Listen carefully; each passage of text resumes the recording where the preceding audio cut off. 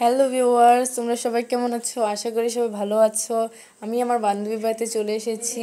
হ্যাঁ, বলেছে একটা জিনিস আমাকে খাওয়াবে, কলার ভর্তা, কলার ডাগ্গার ভর্তা। আমরা তো সবসময় আমরা কলার ভর্তা খেয়ে এসেছি, কিন্তু কলার ডাগ্গার ভর্তা এখনও হয়তো কেউ খাওয়ার নাই, আমিও খাই নাই। আমার বান্ধবী প্রথম আমাকে কলার ডাগ্গার ভর্তা খাওয়াবে।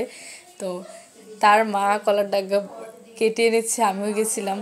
তো এটি ভালো করে ধুয়ে সুন্দর করে পরিষ্কার করে ফেলেছে।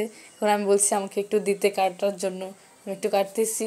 তো হাত কাটতে গেছিলো, আমি কাটতে কাটতে তারপরে আমার বান্ধবীর হাতে দিয়ে ফেলেছি। বান্ধবী অর্ধেক কেটে সুন্দর করে এটা বানানোর জন্য তেঁতুল, চিনি, লবণ, শুকনো মরিচ লাগে। আপনারাও বানিয়ে খেতে পারেন, ট্রাই করতে পারেন। কেমন লাগে বলবেন অবশ্যই কমেন্টে।